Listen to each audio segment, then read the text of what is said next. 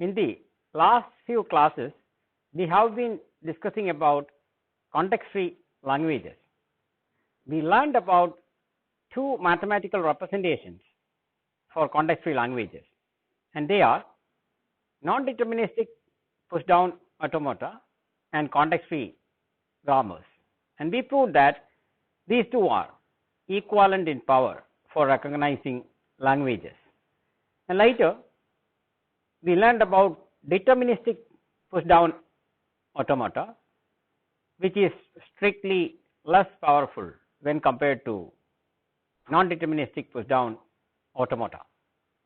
And after that, we discussed about the pumping lemma for context-free languages, which is later formulated as a game which can be played to see whether a given language is context free or not. For example, using pumping lemma or the induced game, we proved that the language A to the power n, B to the power n, C to the power n is a non-context free language. In the last class, we have discussed about closure properties of context free languages, and today we are going to discuss about decidable properties of context free languages.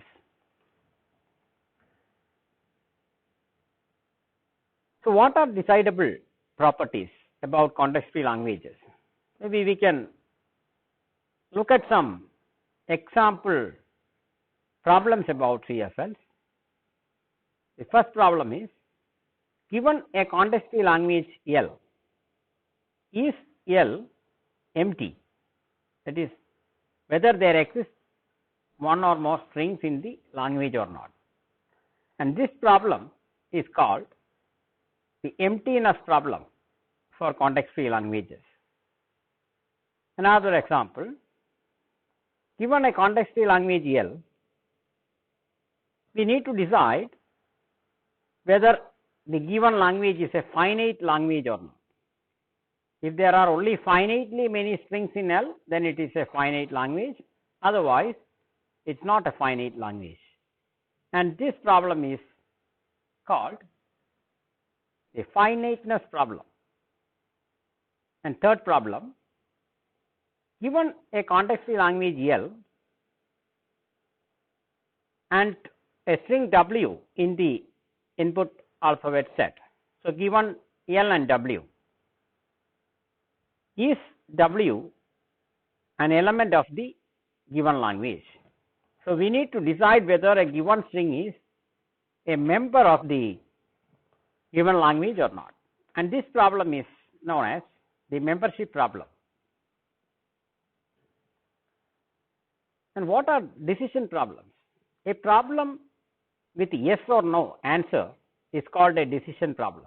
For example, each one of these is a decision problem because the answer is either yes or no. Now, what is a decidable problem? A decision problem for which there exists an algorithm is called a decidable problem. That is, if there exists an algorithm to solve a decision problem, then you can consider that as a decidable problem because there exists an algorithm to decide the solution. Now, what are decidable properties? If P a decidable problem about context free languages, then P is called a decidable property of context free languages.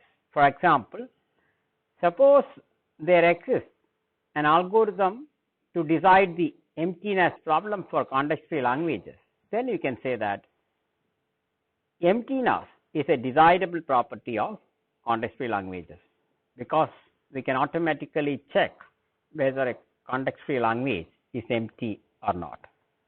So, today we are going to find answers for these questions first, and after this we will be looking at few more decidable problems or decision problems about context free languages. First question is emptiness a decidable property of CFLs. What do you think? If it is a decidable property, that means you can find an algorithm which tells you whether a given context-free language is empty or not. So, can you say whether this problem is decidable or not? Are you able to think about an algorithm to check whether a given context-free language is empty? The answer is yes, it is a decidable property. Then we need to prove it. For that, we can have a claim. Given a context-free language L, there exists an algorithm to decide whether the given language is empty or not. So, we need to prove it. Given that L is context-free, that is what is given.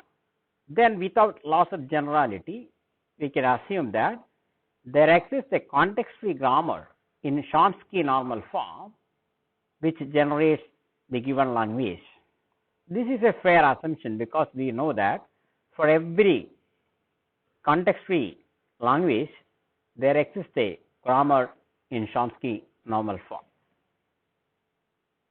Now, we can have an algorithm to mark whether a non-terminal or a variable in this set is useful or not. Now, the question is, what do you mean by a variable or a non-terminal useful? Here is the definition. A non-terminal or a variable in the variable set is said to be useful if that variable can derive a terminal string. For example, if start symbol is useful, then that means the start symbol can derive a terminal string. So, that is how you can define whether a non-terminal is useful or not. Now, what is the algorithm? The first step in the algorithm is for all productions of the form capital A goes to small a, that is the RHS is a single terminal symbol, then you mark the LHS capital A. And this is very intuitive because if you have such a production, then capital A can derive the terminal string small a in one step by applying this production. So, by definition, it is a very intuitive statement. If you have this kind of a production, then you can mark A as useful, no doubt. And recall that in a Chomsky normal form, a production is either of this kind or of this kind, where the RHS is a string of two non-terminals or variables. Now, what is the second step in the algorithm? Until no more productions can be marked, until you cannot make any more marks, what do you do? For each production of this kind, you mark A provided both the symbols in the RHS is already marked. Suppose in this case you already have marked, maybe using step 1, both B and C, then you can mark A. Is that correct? Yes, it is, because suppose you marked B, that means B is deriving a string, you call it as X, X is the small x is the string derived by B, and C is marked meaning some string is derived by C, you call it as Y, Y is a string which is derived by C.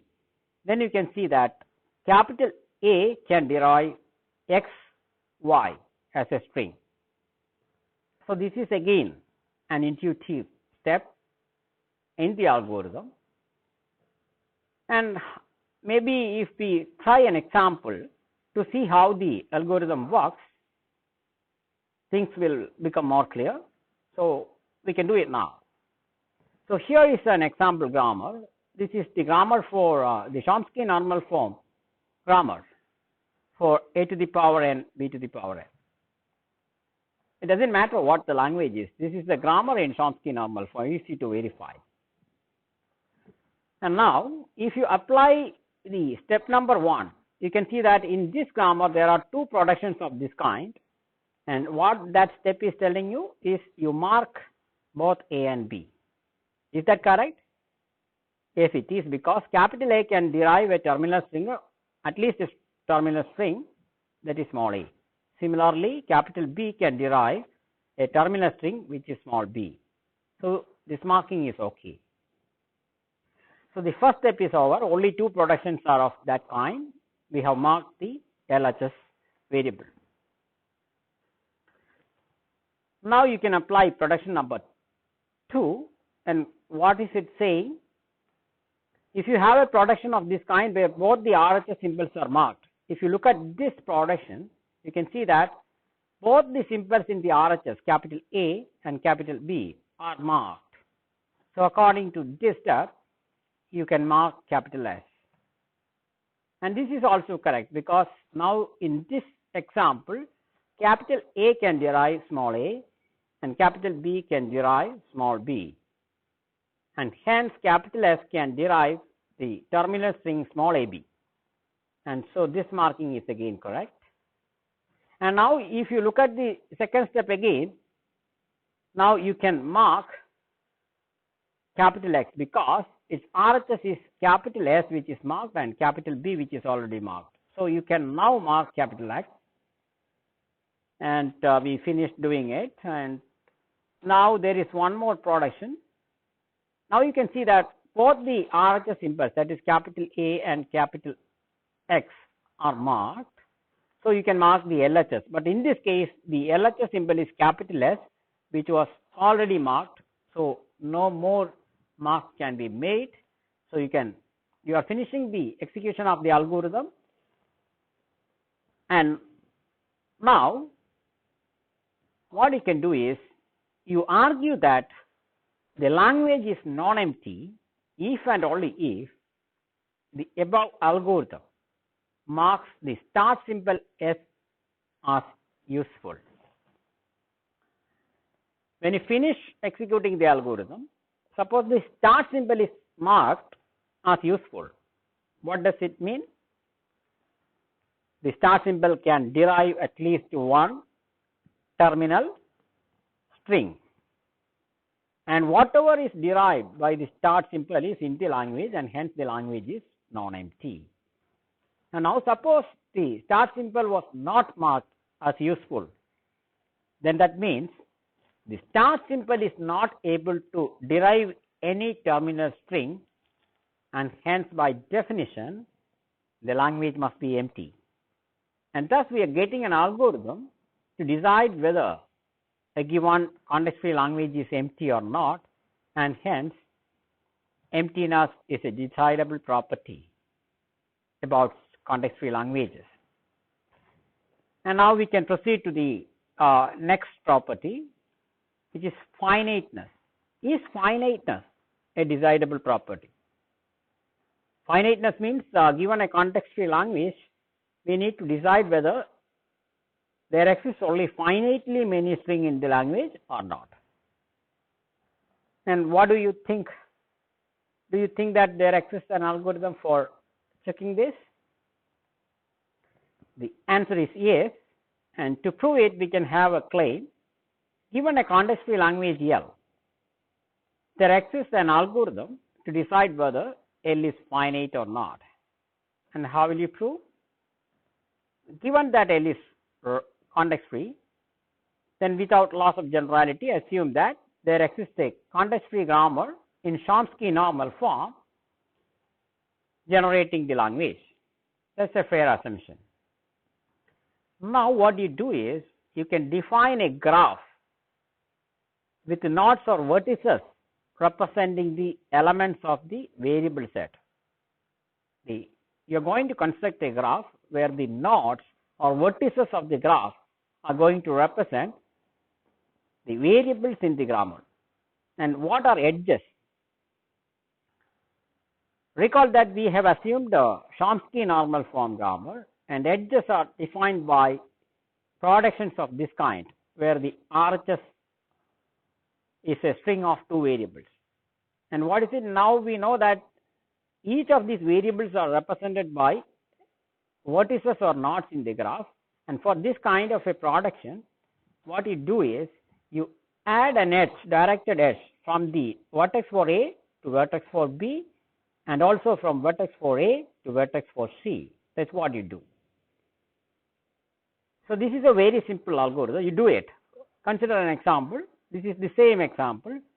The variables are capital S, capital A, capital X, and capital B.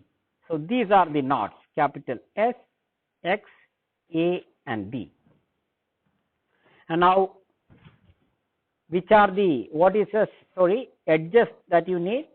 Look at each production of this kind. According to this rule, now you want to add an edge from S to A and from S to X. So this is what you are asked to do. So that production is processed. Now the next production, what you do here are two edges, one from capital S to capital A, which is already there, and another from capital S to B, this edge. So you are now adding these two. This was already there. Proceeding to the next production. So in this case, what you do, from capital X you want a directed edge to S, and from the node for X you want another edge going to the node for B. So this is what you are asked to do. Now, a property of this graph can be exploited to answer this question whether it is finite or not, and that is the presence of a cycle. Here you can see that there exists a cycle from S to S, and how is it going to help? You try how can you derive strings from the start simple. You start with the start simple. If I apply this production, then I am getting this. And for this example, I am not going to do leftmost derivation. In this time, I am going to apply a production for capital X, which is only this production. So I'll get A followed by SB. And now for S, you can see that there are two productions. And if you want to derive the smallest length string, you can proceed with this. And if you want to get string of more length, then you can proceed like this. Now I am going to apply this. So what will I get? This is what I am going to get. And A and B are having these terminals as the RHS. So if I apply these two in a number of times, I will derive A square B square as a string. And not that here we had a possibility of applying either this or this production, and in this derivation we have applied this. Suppose I apply the other one, what do I get? Capital A followed by S is capital AX followed by B. And now from here, if I apply a production for X, which is SB, I will get this. And now for this S again, I have two options. Suppose I select this option, I will get this string, and eventually I will derive AQ BQ. And here again, not that wherever I have an S, there is this possibility of applying either this or that one. And if I apply now this production, what will happen is I can proceed and derive A raised to 4, B raised to 4, and it goes like that. And here recall that what helps as in deriving more and more string is this kind of a cycle from capital S to S and from again S to S. And you can verify that in the constructed graph, if there exists a cycle, then the language must be infinite. Otherwise, the language is finite. You think about it offline. So we have this algorithm. Now what you do? Argue that L is finite if and only if the constructed graph has no cycles in it, and hence proved because there exists an algorithm to check whether a graph is containing a cycle or not. And thus we are getting an algorithm to decide whether a given context-free language is finite or not, and hence finiteness, a decidable property of context-free languages.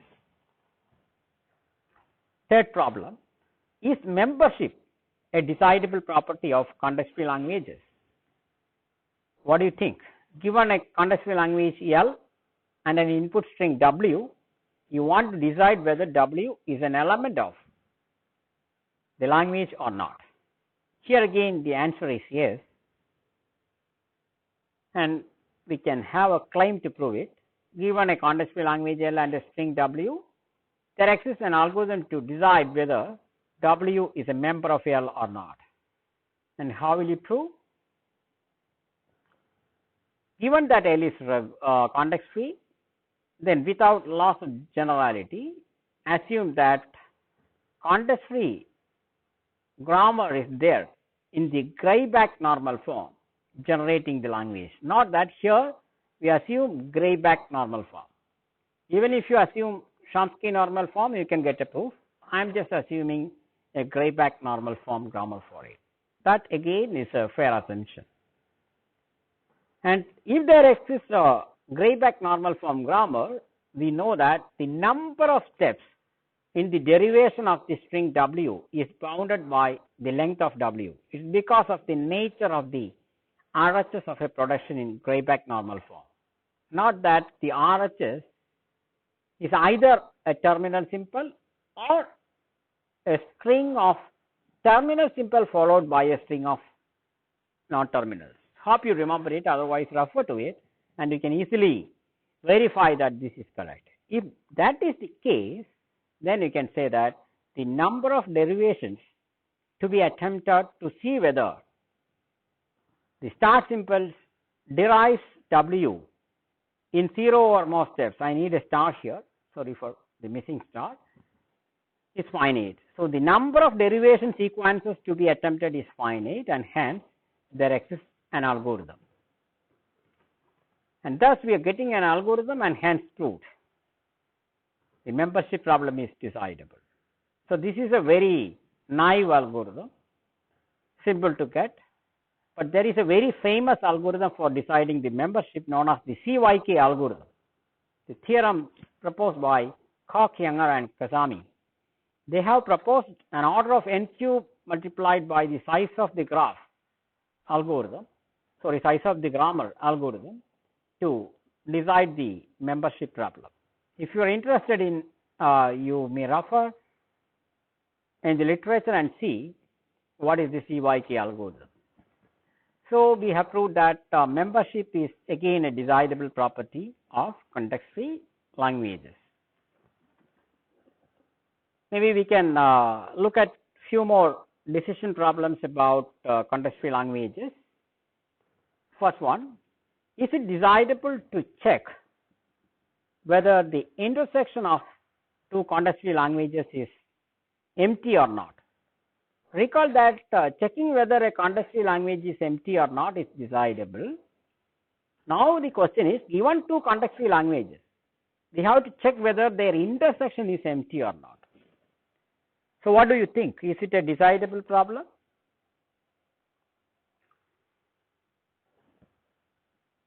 The answer is no, it is not.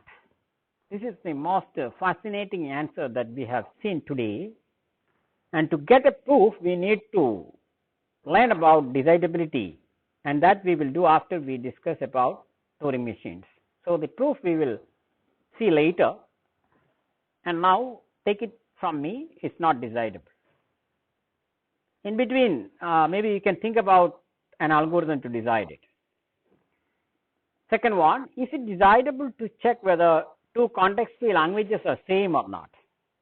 So given two languages, you want to check whether they are the same language or not. And here again you can see that it is not a decidable property. There is no algorithm. No one can write an algorithm to solve this problem. Third one, is it decidable to check whether a given context-free language is containing all strings in sigma star? This is the completeness property. The language is full or complete, containing every possible string. And we can see that this is again undecidable. No algorithm exists for solving any of these problems. And the proof is a little difficult now because we haven't discussed about undecidability. That we will do after we learn about Turing machines. So in this class, we have seen decidable properties about context-free languages. We saw that the membership problem, the finiteness problem, and the emptiness problem are decidable properties of context-free languages. And we have seen some undecidable properties also, like checking whether the intersection of two context-free languages is empty or not, checking whether two context-free languages are same or not, checking whether a given context-free language is containing all the strings in the input alphabet set or not. These are examples of undecidable problems. And till now we have learned about context-free languages and regular languages. And if you recall, we learned about finite state automata recognizing regular languages. After that, we learned about deterministic push-down automata recognizing what is called deterministic context-free languages. And then non-deterministic push-down automata or simply push-down automata representing context-free languages. And the set containment relation is regular set is completely contained in the deterministic context-free set, and which is again completely contained in the context-free set. And with this, we are finishing discussion on regular and context-free languages, and in the next class we are going to start discussing about a representation for the next category of language in Chomsky hierarchy, and which is about context sensitive languages. Thank you.